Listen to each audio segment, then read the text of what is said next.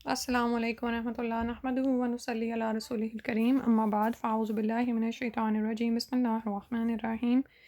رب اشرح لی صدری ویسر لی امری واحلل عقدۃ من لسانی یفقہوا قولی۔ جی ہم کتاب پڑھ رہے تھے حصن المسلم، اور اس میں ہم نماز کی دعائیں کر رہے تھے، جس میں ہم نے دعائیں استفتاح کر لی تھی۔ اللہ تعالیٰ سے دعا ہے کہ آپ نے جو نئی دعائیں سیکھیں وہ آپ کے عمل میں شامل ہو چکی ہوں۔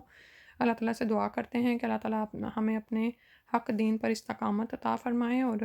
اس پر عمل کی توفیق عطا فرما دیں، اور اس دین کو دوسروں تک پہنچانے کی بھی توفیق عطا فرمائیں۔ میں دیکھ رہی تھی دعائیں استفتاح میں ایک وہ جو دعا ہم بچپن سے پڑھ رہے ہیں، اس کے علاوہ ایک اور چھوٹی سی ہے جو ہم نے پڑھی بھی تھی پچھلی دفعہ، تو میرا دل کیا آج پھر دہراؤں۔ وہ تکبیر ہے، اللہ اکبر و کبیرہ والحمد للہ کثیرہ و سبحان اللہ بکرۃ و اصیلا۔ تو اس کے بعد جیسے ہم جانتے ہیں تعوذ پڑھا جاتا ہے اور بسم اللہ پڑھی جاتی ہے، اور اس کے بعد سورہ الفاتحہ کی تلاوت کی جاتی ہے۔ ٹھیک ہے، سورہ الفاتحہ میں ہم دیکھ لیتے ہیں اس کا ذرا اس کو پڑھیں گے، اس کا ترجمہ دیکھ لیتے ہیں، اور ساتھ میں ایک حدیث اس کے بارے میں دہرا لیتے ہیں، کیونکہ ہمارا اکثر مقصد کیا ہے کہ ہم اس کو ریفریش کیوں کریں۔ بہت ساری دعائیں ہمیں آتی ہیں، لیکن وہ ہم شعوری طور پر اس طرح لاشعوری طور پر اس طرح سے پڑھ جاتے ہیں کہ نماز میں وہ خشوع نہیں بن پاتا، ہمیں یہ نہیں پتہ چل رہا ہوتا کہ ہم اللہ تعالیٰ کس کے سامنے کھڑے ہیں اور اس کو کہہ کیا رہے ہیں۔ ٹھیک ہے، تو پڑھتے ہیں سورہ الفاتحہ۔ بسم اللہ الرحمن الرحیم،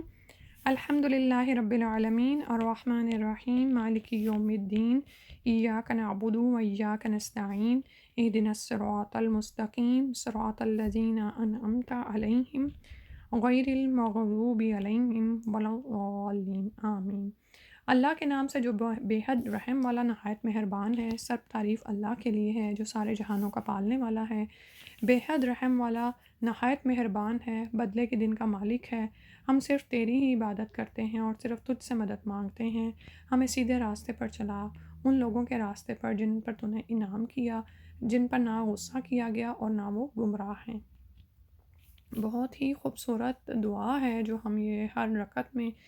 اللہ سبحانہ و تعالیٰ سے مانگتے ہیں، اور یاد رکھیں کہ جس نے نماز میں سورہ فاتحہ نہیں پڑھی اس کی نماز نہیں ہے۔ ٹھیک ہے، سری نماز ہو یا جہری نماز ہو، امام کے پیچھے ہو، یعنی آپ مقتدی ہیں یا آپ مقتدیٰ ہیں، اس سورت کی تلاوت کرنا ضروری ہے۔ اگر کسی نے کسی رکعت میں سورہ الفاتحہ نہیں پڑھی تو اس کی وہ رکعت ادا نہیں ہوئی۔ بعض اوقات ایسے ہوتا ہے نا کہ ہم لاشعوری طور پر کھڑے ہوتے ہیں،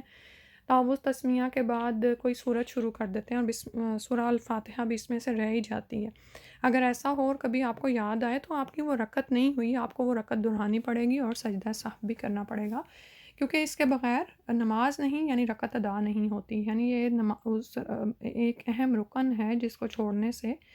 آپ کا وہ نماز کا پوری نہیں ہوگی۔ تو آپ یہ دیکھیں کہ سب سے پہلے اللہ سبحانہ و تعالیٰ کی تعریف ہے اس کو، اور پھر یہ کہ بسم اللہ الرحمن الرحیم میں جو الفاظ آتے ہیں وہی الرحمن الرحیم یہاں پر بھی دہرائے گئے۔ بے حد رحم والا، نہایت مہربان ہے، بدلے کے دن کا مالک ہے۔ آپ نے دیکھا ہوگا یوزلی جب آپ مختلف قرآن کی تلاوت سن رہے ہوتے ہیں یا امام کی، تو مالک یوم الدین پہ آ کے بڑے بڑے امام رونا شروع ہو جاتے ہیں۔ حیرت ہوتی ہے کبھی کہ کیوں رو رہے ہیں؟ اس لیے رو رہے ہوتے ہیں کہ یا اللہ وہ دن جب ہم تیرے سامنے کھڑے ہوں گے، ایک تو ہم نماز میں اللہ کے سامنے کھڑے ہوتے ہیں نا، تو ایک وہ دن جب ہم اللہ سبحانہ تعالیٰ کے سامنے کھڑے ہوں گے تو اللہ ہی قیامت کے دن کا مالک ہے، وہی ہمارے اعمال کا فیصلہ کرے گا، اسی کے ہاتھ میں ہمارے لیے جزا اور سزا ہے، کوئی اس کے اختیارات میں تصرف نہیں کر سکتا۔ دنیا میں بھی یہ بات ہے، لیکن ہم سب کو اختیار کی ایک حد تک آزادی دی گئی ہے، لیکن قیامت والے دن تو یہ سب کچھ ختم ہو جائے گا نا، اختیار ختم ہو جائیں گے، وہ تو فیصلے کا دن ہے، بدلے کا دن ہے۔ تو اس دن اللہ سبحانہ تعالیٰ کے پاس ہی اختیارات ہوں گے، تو جس کو چاہے وہ بخشے، جس کو چاہے نہ بخشے۔ تو اسی بات پہ تو پھر وہ لوگ روتے ہیں کہ بدلے کے دن کا مالک ہے۔ تو اس سے یہ بھی پتہ چلتا ہے کہ وہ کیسی نماز ہے جس میں وہ اس واقعی وہ ایک طرح سے اللہ تعالیٰ سے بات کر رہے ہوتے ہیں، مکالمہ کر رہے ہوتے ہیں۔ تو ہم دیکھیں کہ جب ہم نماز میں کھڑے ہوتے ہیں تو ہم کتنا اللہ سبحانہ تعالیٰ کو یاد کرتے ہیں، اللہ کے ساتھ بات کرتے ہیں۔ پھر ہم کہتے ہیں اللہ کو کہ ہم صرف تیری ہی عبادت کرتے ہیں، تجھ ہی سے مدد مانگتے ہیں۔ اس کا مطلب یہ ہے کہ یا اللہ میں تیرا ہی غلام ہوں 24 گھنٹے، چاہے نماز کی حالت میں ہوں یا ادر دین نماز میں تجھ ہی سے لو لگاتا ہوں، تجھ ہی سے مدد مانگتا ہوں۔ اور یہی صحابہ کا طرز عمل تھا نا، جوتے کا تسمہ بھی ٹوٹتا تو اللہ سے مانگتے تھے، سبب تو بعد میں لڑانا ہے نا، پہلے تو اللہ ہی سے مانگا جائے گا۔ یہ چیز بھی ہمیں اپنی زندگی میں چیک کرنی ہے کہ ایک تو یہ کہ نماز میں ہم اللہ کو کتنا یاد کرتے ہیں، کیا ہم حقیقتاً اسی کی عبادت کر رہے ہوتے ہیں، یا ہر طرح کے خیالات نماز میں ہی ہمیں آ رہے ہوتے ہیں، ٹھیک ہے۔ اور دوسرا یہ کہ ہمیں علاوہ نماز کے یہ چیک کرنا ہے کہ جب ہم پر کوئی مصیبت آ پڑتی ہے، یا مصیبت میں تو خیر پھر بھی ہم اللہ سے جڑتے ہیں، لیکن جب ہمیں کوئی خوشی ملتی ہے اور جب ہمیں نعمتیں عطا ہوتی ہیں تو تب ہم اللہ کو کتنا یاد کرتے ہیں اور اللہ کی طرف کتنا رجوع کرتے ہیں، اور مصیبتیں جب آتی ہیں تو کتنی اللہ سے مدد مانگتے ہیں۔ اور پھر سب سے اہم دعا جو ہمیں دنیا میں چاہیے کہ ہمیں یا اللہ سیدھے راستے پر چلا دے۔ کیونکہ آپ یہ دیکھیں کہ دنیا میں کتنی دفعہ ایسے ہوتا ہے کہ آپ دین پڑھ بھی جاتے ہیں، قرآن و سنت کا علم آپ کے پاس ہوتا ہے، حدیث کا علم ہوتا ہے، لیکن آزمائش ہے نا، آپ کو وہ ماحول نہیں ملتا کہ جس میں سب لوگ قرآن و سنت کے مطابق عمل کر رہے ہوں، تو آپ بھی پھر اندھا دھند کیا کریں گے، آپ کاپی کر لیں گے ایزیلی، کاپی پیسٹ کرنا آسان ہوتا ہے نا، لیکن کیا ہوتا ہے کہ آپ کو وہ چیز نہیں ملتی، ٹھیک ہے۔ اور پرانی چیزیں یا یہ کہ جو اصل دین سے ہٹی ہوئی چیزیں ہیں لوگوں کی زندگیوں میں اتنی زیادہ شامل ہو چکی ہوتی ہیں کہ وہی حق بن کے سامنے آ رہی ہوتی ہیں، تو آپ کو لگتا ہے کہ وہی ٹھیک ہے، تو کتنی ہی دفعہ آپ زندگی میں دو راہے پر کھڑے ہو جاتے ہیں کہ یہ راہ ٹھیک ہے یا یہ ٹھیک ہے، لوگ یہ بھی ٹھیک ہی کر رہے ہوں گے، یا یہ کہ وہ کام ٹھیک ہے جو مجھے قرآن و سنت سے پتہ چلا ہے، تو پھر اس صورتحال میں پھر رجوع کدھر کرنا ہے کہ نبی صلی اللہ علیہ وسلم اگر ایسے حالت میں ہوتے تو آپ کیا کرتے؟ بعض اوقات یہ ہوتا ہے کہ ہمیں کچھ چیزیں تو obvious نا ہمیں پتہ ہوتی ہیں، نبی صلی اللہ علیہ وسلم نے سیدھے ہاتھ سے کھایا ہے، الٹے ہاتھ سے منع کی ہے، اسی طرح سے آپ سیدھے ہاتھ سے پہننا شروع کرتے ہیں اور اتارتے ہوئے آپ الٹی طرح سائڈ سے اتارتے ہیں، لیکن بہت سے معاملات ایسے ہیں جو کہ گھمبیر ہو چکے ہیں نا، تو پھر اس میں بھی پھر ہم کس طرح رجوع کریں گے کہ آپ صلی اللہ علیہ وسلم اور آپ کے صحابہ کی سنت کی طرف۔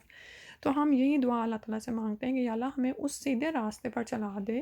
ہمیں اس پر قائم کر دے، اور یہ کہ انگلی پکڑ کر ہمیں اس سیدھے راستے پر چلا دے اور قائم کر دے جن کے راستے پر، یعنی ان پر چلنے والوں پر تو نے انعام کیا، اور اس میں وہ سارے لوگ جو کہ جس کی تفصیل آگے آتی ہے کہ انبیاء ہیں، شہداء ہیں، صدیقین ہیں اور صالحین ہیں،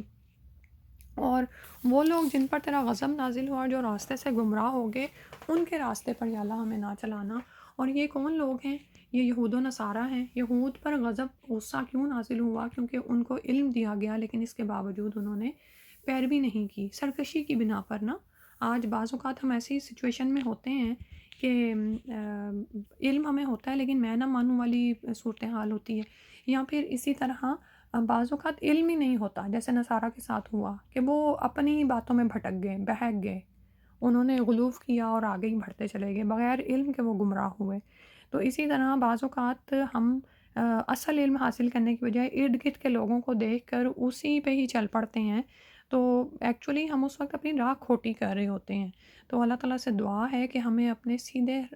راستے پر قائم رکھے، جس کے لیے نبی صلی اللہ علیہ وسلم نے فرمایا تھا ما انا علیہ و اصحابی، جس پر میں ہوں اور میرے صحابہ کرام ہیں۔ اور آپ یہ دیکھیں کہ سبحان اللہ اتنے زیادہ صحابہ کرام ہیں کہ اگر ہم سے اور کچھ بھی نہیں ہوتا تو ہم ان کی زندگی ہی پڑھنا شروع کر دیں۔ اگر آپ کسی کی سوانح عمری پڑھتے ہیں تو آپ کو مزہ آتا ہے نا، کسی کی حالات زندگی آپ پڑھتے ہیں تو مزہ آتا ہے، یہ تو ایک مزے کا کام ہے۔ تو چاہے صحابہ ہوں یا صحابیات ہوں، ہم ان کی زندگی ہی پڑھنا شروع کر دیں، آپ دیکھیں گے کہ حقیقتاً اس سے بھی ہم پر بہت اثر پڑے گا، بہت عمل میں فرق آئے گا۔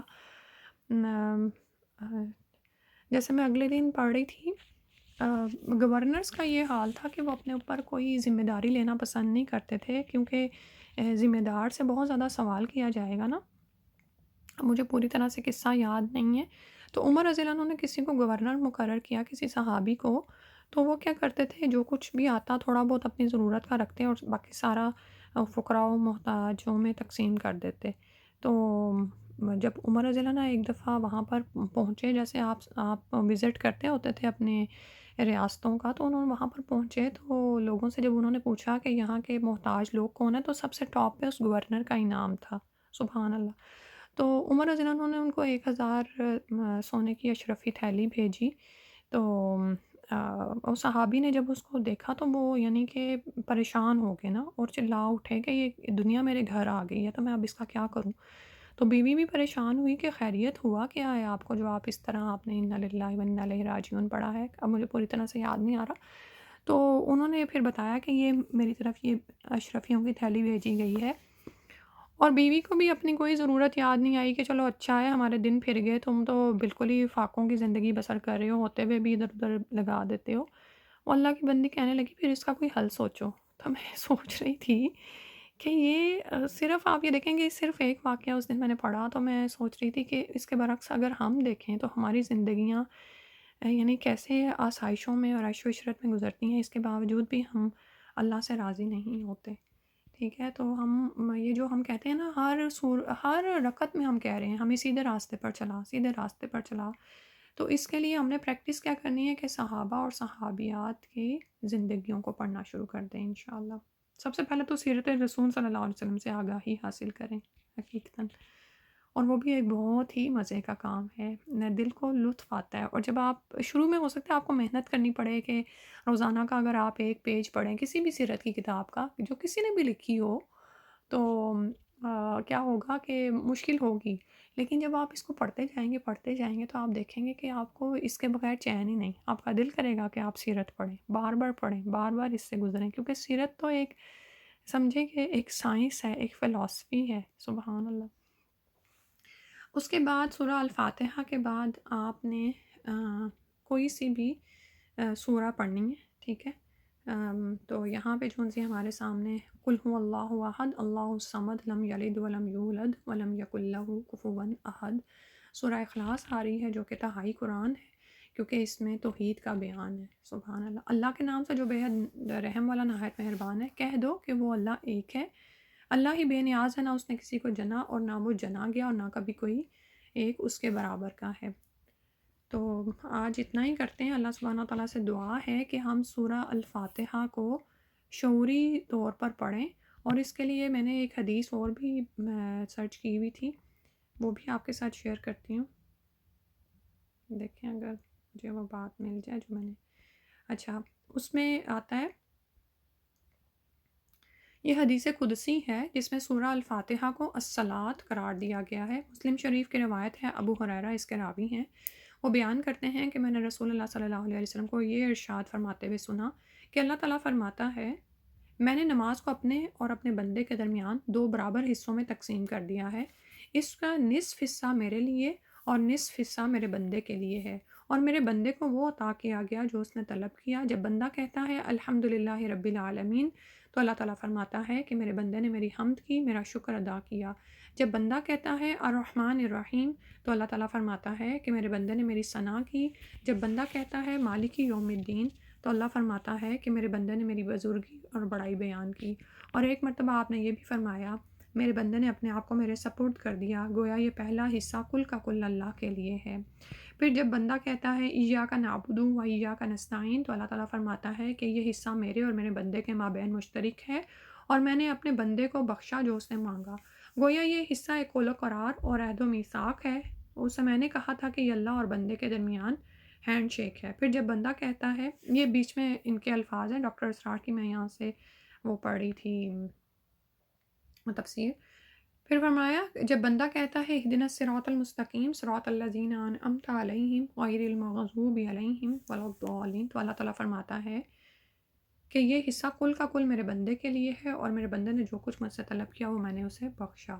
تو آج ہی ہم دیکھیں گے جب ہم الحمدللہ رب العالمین پڑھتے ہیں تو کیا ہم سمجھتے ہیں یا ہم امیجن کرتے ہیں کہ اللہ سبحانہ و تعالیٰ ہمیں جواب دیتے ہیں، اور اللہ تعالیٰ فرماتے ہیں کہ میرے بندے نے میری حمد کی، میرا شکر ادا کیا، اینڈ سو آن۔ آج اتنا ہی کرتے ہیں، سبحانک اللہم و بحمدک نشہد ان لا الہ الا انت نستغفرک و نتوب الیک۔ السلام علیکم ورحمۃ اللہ۔